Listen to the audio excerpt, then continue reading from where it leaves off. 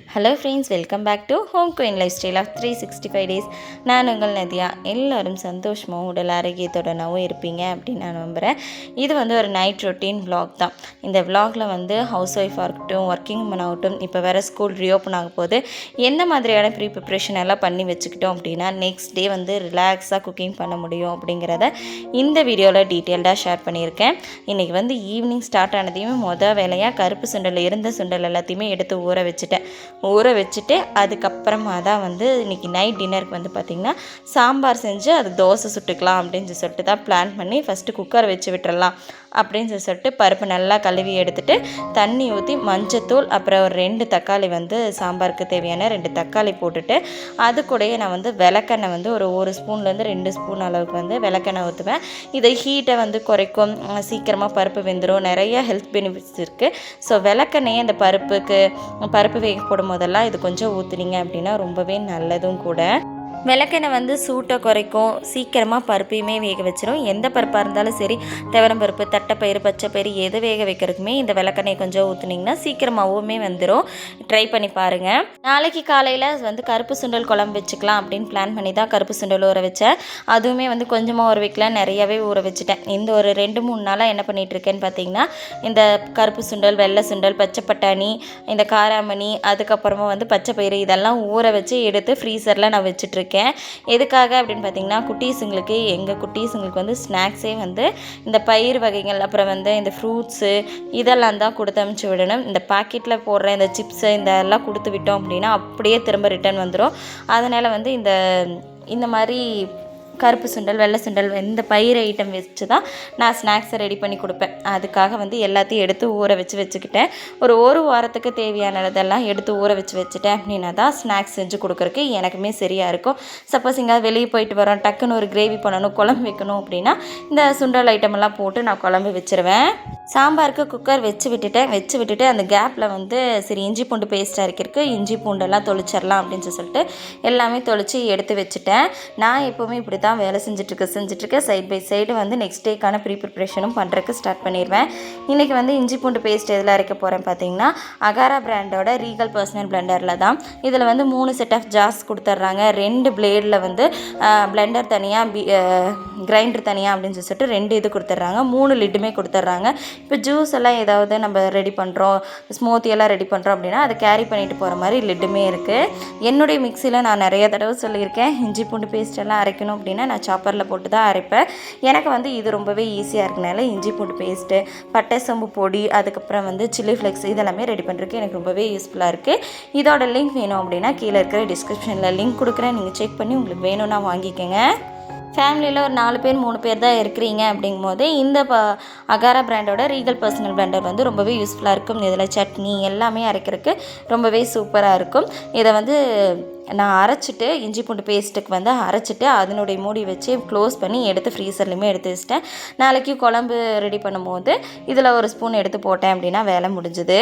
இதை இஞ்சி பூண்டு பேஸ்ட்டுக்கு வச்சு விட்டுட்டு அப்படியே சைடில் சாம்பாருக்கு தேவையான வெங்காயம் எல்லாமே கட் பண்ணுறதுக்கு ஸ்டார்ட் பண்ணிட்டேன். ஃபஸ்ட்டு வெங்காயமெல்லாம் உரிச்சு வச்சுட்டேன். அது ரெடி ஆயிடுச்சு. கடகடன்னு கட் பண்ணி சாம்பாரையுமே தாளித்து விட்டுடலாம் அப்படின்னு சொல்லிட்டு தாளிக்கிறதுக்கு ஸ்டார்ட் பண்ணிட்டேன். ஒர்க்கிங் உமனாக இருந்தீங்கனாலும் சரி, ஹவுஸ் ஒய்ஃபாக இருந்தீங்கனாலும் சரி, அதாவது நெக்ஸ்ட் டே என்ன சமைக்கணும் அப்படிங்கிறத இன்றைக்கே முடிவு பண்ணிக்கணும். நாளைக்கு காலையில் இதை செஞ்சிடலாம், மதியம் இதை செஞ்சிடலாம், நைட்டு இதை செஞ்சிடலாம் அப்படிங்கிற மாதிரி முடிவு பண்ணிக்கணும்.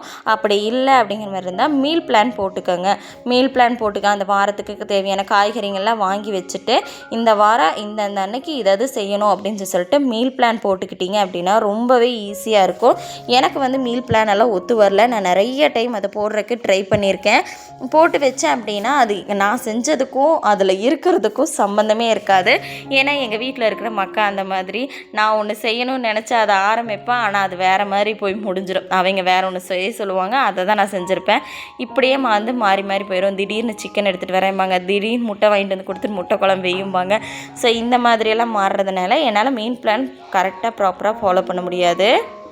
அதனால் ஃபாலோ பண்ண முடியும் அப்படின்னா மீல் பிளான் போட்டு கூட நீங்கள் அதை ப்ராப்பராக பண்ணிக்கலாம். இன்றைக்கி வந்து சாம்பார் தான் குக்கர் வச்சு விட்ருந்தேன்னு சொன்னேன் பார்த்தீங்களா.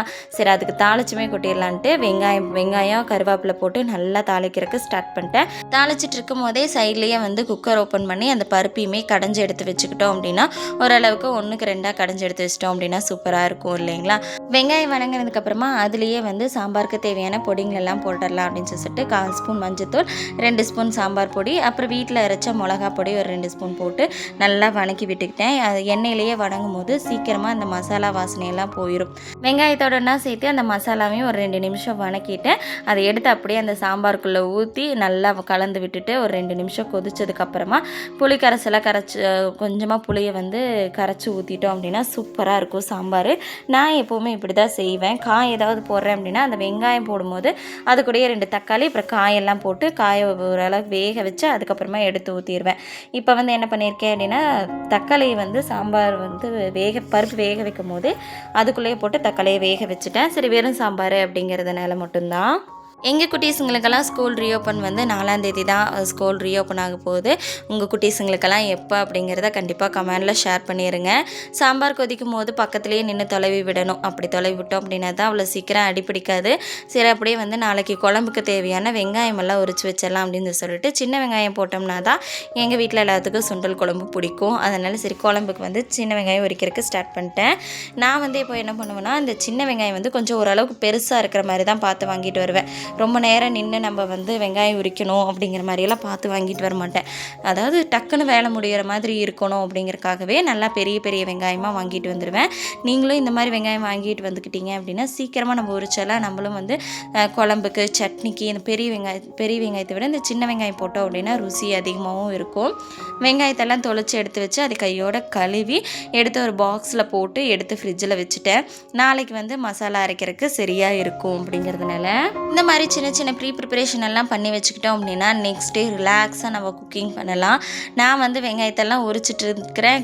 திரும்பி பார்த்தா என் பொண்ணு ஒரு கூடை எடுத்துகிட்டு வந்து அதில் போட்டுட்டு நான் ஒரு போசி எடுத்துகிட்டு போய் விளையாடுறமான்ட்டு எடுத்துகிட்டு கிளம்பியாச்சு.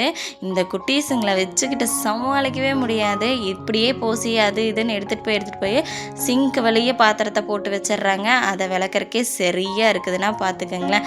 வெங்காயத்தை எடுத்துகிட்டு போய் ஃப்ரிட்ஜிலையுமே வச்சுட்டு வந்துட்டேன். இந்த குட்டீஸுங்க எடுத்துகிட்டு போய் விளையாட வேண்டாம்னு சொன்னோம் அப்படின்னாலுமே மூஞ்சி தூக்கி வச்சுட்டு உட்காந்துப்பாங்க. சரி விளையாடிட்டு வந்துட்டு பாத்திரத்தை எடுத்து விளக்கிக்கலாம் அப்படின்னு சொல்லிட்டு விளையாடுறதுக்கு விட்டாச்சு. இது நைட் ரொட்டீன் மட்டும் இல்லை, மார்னிங் ரொட்டீனும் சேர்த்து தான் நான் வீடியோவே எடுத்தேன். ஆனால் வந்து 2ஐயும் ஒட்டுக்கா போட்டோம் அப்படின்னா கண்டிப்பாக உங்களுக்கு போர் அடிச்சிடும். ஃபுல் வீடியோ நீங்கள் பார்க்க மாட்டீங்க அப்படிங்கிறனால 2 வீடியோவாக டிவிஷன் பண்ணி போட்டுக்கலாம் அப்படின்னு சொல்லிட்டு பிளான் பண்ணி தான் இது ஒரு வீடியோ வந்து போட்டிருக்கேன். இன்னொரு வீடியோ வந்து இதனுடைய கன்க்ளூஷன் வீடியோ வந்து நாளைக்கு இல்லை நாளான்னைக்கு வந்து கண்டிப்பாக அப்லோட் பண்ணிடுவேன். நான் அதையுமே நீங்கள் பாருங்கள், கண்டிப்பாக உங்களுக்கு யூஸ்ஃபுல்லாக இருக்கும். மேக்ஸிமம் குக்கிங் பண்ணவே இந்த க்ளீனிங்கும் கண்டிப்பாக பண்ணிக்கிங்க. அப்படி பண்ணிட்டீங்க அப்படின்னா மட்டும்தான் தனியாக க்ளீனிங்க்குன்னு நம்ம நிற்க வேண்டியதே இல்லை. நான் முன்னெல்லாம் வந்து தனியாக க்ளீன் பண்ணுறதுக்கு அப்படின்னு சொல்லிட்டு நிற்பேன். பயங்கரமாக கடுப்பாகும்.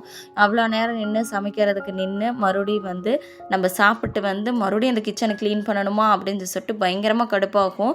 ஆனால் இப்போ அப்படியெல்லாம் பண்ணுறதில்ல. குக்கிங் பண்ணவே க்ளீனிங் பண்ணிக்கிறது. மேக்ஸிமம் இந்த தோசை சுடும் போது இட்லி ஊற்றி வச்சுருக்கும் போது இந்த கேப்லலாம் என்ன பண்ணிடுவேன் அப்படின்னு பார்த்தீங்கன்னா இந்த பாத்திரத்தை முக்கால்வாசி விளக்கி முடிச்சிடுவேன். சாப்பிட்டு மீதி இருக்கிற பாத்திரத்தை விளக்கி வச்சுருவேன். இந்த மாதிரி பண்ணுறதுனால நான் ரொம்ப நேரம் கிச்சனில் நிற்கிற மாதிரி எனக்கு ஃபீல் ஆகிறது கிடையாது. எங்கள் வீட்டில் எப்போவுமே சுட சுட அந்த தோசையை வந்து சர்வ் பண்ணால் தான் சாப்பிடுவாங்க. இல்லை அப்படின்னா வந்து சுட்டு வச்சதுக்கப்புறம் நீங்கள் சாப்பிட்டுக்குங்க அப்படின்னா சாப்பிடவே மாட்டாங்க. அதனால் மேக்ஸிமம் சுட சுடவே கொண்டு போய் கொடுத்துருவேன். இல்லைன்னா குட்டீஸுங்கிட்ட கொடுத்து அனுப்பிச்சிட்ருவேன். இப்படி நான் கொடுத்து அனுப்பிச்சி விட்டுக்கிட்டே அப்படியே பாத்திரத்தை விளக்கியாச்சு. இவங்களும் சாப்பிட்டு முடிச்சாச்சு, பாத்திரமும் விளக்கி முடிச்சாச்சு. இனி எனக்கு மட்டும்தான் தோசை சுடணும் அப்படிங்கும்போது தோசை சுட்டுக்கிட்டே அப்படியே வந்து கவுண்டர் டாப்பெல்லாம் க்ளீன் பண்ணிடலாம் அப்படின்னு சொல்லிட்டு க்ளீன் பண்ணுறதுக்கு ஸ்டார்ட் பண்ணிட்டேன். இந்த மாதிரி எல்லாம் க்ளீன் பண்ணி முடிச்சுட்டு போய் உட்காந்து சாப்பிட்டோம் அப்படின்னா எவ்வளோ நேரம் வேணாலும் நம்ம உட்காந்து சாப்பிட முடியும். மேக்ஸிமம் எல்லாத்துக்குமே 8-8:30 போது வீட்டில் இருக்கிற எல்லாத்துக்குமே சாப்பாடு கொடுத்துருங்க. சாப்பாடு கொடுத்துட்டு நீங்களுமே சாப்பிட்டு குட்டீஸுங்களெல்லாம் தூங்க வச்சுட்டு வந்தீங்க அப்படின்னா ஒரு 9-9:15 போது தான் இருக்கும் டைம். அப்போ வந்து கிச்சனெல்லாம் க்ளீன் பண்ணிவிட்டு இல்லை நீங்கள் இது ஏதாவது கவுண்டர் டாப் க்ளீன் பண்ணணும், கிச்சனில் வேறு ஏதாவது பண்ணணும் அப்படிங்கிற மாதிரி இருந்தால் எல்லாத்தையும் பண்ணிவிட்டு ஒரு 9:30 போய் படுத்து தூங்குனீங்க அப்படின்னா சரியாக இருக்கும். நானுமே சாப்பிட்டு முடிச்சுட்டு வந்தேன். மாவு கம்மியாக தான் இருக்குது அப்படின்னு சொல்லிட்டு இது வந்து தோசை மாவு கம்மியாக இருக்குது, ஒரு சின்ன பொசியில் மாற்றி எடுத்து ஃப்ரிட்ஜில் வச்சுட்டு இந்த பொசியுமே கழுவி வச்சுட்டோம் அப்படின்னா நீட்டாயிரும் அப்படின்னு சொல்லிட்டு மாவு எல்லாமே மாற்றி எடுத்து ஊற்றி ஃப்ரிட்ஜில் வச்சாச்சு. உங்களுக்கு வந்து இந்த சீரியல் பார்க்குற பழக்கம்லாம் இருக்குது அப்படிங்கிற மாதிரி இருந்தால் சீரியல் பார்க்கறதுக்கு கண்டிப்பாக நம்ம ஒரு அரை மணி நேரமோ 3/4 மணி நேரமோ கண்டிப்பாக டைம் ஒதுக்குவோம். அந்த மாதிரி டைமில் நெக்ஸ்ட் டேக்கு தேவையான வெங்காயம் கட் பண்ணி வைக்கிறது, அதுக்கப்புறம் வந்து காய்கறி கட் பண்ணி வைக்கிறது, இந்த மாதிரி விஷயங்களெல்லாம் பண்ணி வச்சுக்கிட்டிங்க அப்படின்னா ரொம்பவே ஈஸியாக இருக்கும். இல்லை கொஞ்ச நேரம் உட்காந்து நாள் ஃபுல்லாக வேலை செஞ்சுருக்கேன், கொஞ்ச நேரம் உட்காந்து செல்லு பார்க்குறேன் அப்படிங்கிற மாதிரி செல்லு பார்க்குறீங்க அப்படின்னா அந்த டைமில் கூட நீங்கள் காய் வெட்டி வைக்கலாம். நாளைக்கு தேவையான காயை இன்றைக்கே வெட்டி வச்சிட்டிங்க அப்படின்னா ஈஸியாக இருக்கும் குக்கிங் பண்ணுறதுக்கு. இன்றைக்கி வந்து நான் சாப்பாடு செஞ்சிட்ருக்கும் போதே எங்கள் மாமியார் வந்து புடலங்காய் எடுத்துகிட்டு போய் கட் பண்ணி எடுத்துகிட்டு வந்து ஃப்ரிட்ஜில் வச்சுட்டாங்க. நாளைக்கு வந்து எனக்கு குக்கிங் பண்ணுறதுக்கு ரொம்பவே ஈஸியாக இருக்கும். ஸ்கூல் டேஸில் வந்து இந்த மாதிரியெல்லாம் ஃபாலோ பண்ணிக்கிட்டீங்க அப்படின்னா ரொம்ப ரொம்ப ஈஸியாக இருக்கும். வீட்டில் இருக்கிற நம்மளே வந்து எல்லா வேலையும் செய்யணும் அப்படின்னு சொல்லிட்டு தயவு செஞ்சு நினைக்காதீங்க. வீட்டில் இருக்கிற எல்லாத்தையுமே வேலை வாங்குங்க. குழந்தைங்களாவே இருந்தாலும் சரி வீடை கூட்ட சொல்லுங்கள், குழந்தைங்களுக்கு சின்ன சின்ன வேலைங்களெல்லாம் கொடுங்க. பெரியவங்களாக இருந்தாங்க காய்கறி வெட்டி தர சொல்லுங்கள், வெங்காயம் உரிச்சு தர சொல்லுங்கள். இந்த மாதிரி சின்ன சின்ன வேலைங்களெல்லாம் செஞ்சாங்க அப்படின்னா தான் ஒர்க்கிங் உமன் ஆகட்டும் இல்லை ஹவுஸ் ஒய்ஃப் ஆகட்டும் ரிலாக்ஸாக நம்மளால் எல்லா வேலையுமே செய்ய முடியும். எக்காரணத்தை கொண்டும் எல்லா வேலையும் நீங்கள் ஒருத்தங்களே இழுத்து போட்டுட்டு செய்யணும்னு மட்டும் நினைக்காதீங்க. அப்படி செஞ்சீங்க அப்படின்னா உங்களுக்குமே டென்ஷன் ஆகும், ரிலாக்ஸாக உங்களாலையுமே இருக்க முடியாது, பீஸ்ஃபுல்லாகவும் இருக்க முடியாது. அதனால் வீட்டில் இருக்கிற எல்லாத்தையும் வேலை வாங்கி நீங்களுமே ரிலாக்ஸாக இருங்க. இந்த வீடியோவோட எண்டுக்கு வந்துட்டோம். இதோட கன்க்ளூஷன் வீடியோ ஒரு 2 நாளில் கண்டிப்பாக அப்லோட் பண்ணிடுறேன். இந்த வீடியோ பிடிச்சிருக்கு அப்படின்னா ஒரே ஒரு லைக் பண்ணிட்டு நம்மளுடைய சேனலை சப்ஸ்கிரைப் பண்ணிக்கிங்க. தேங்க்ஸ் ஃபார் வாட்சிங். பை.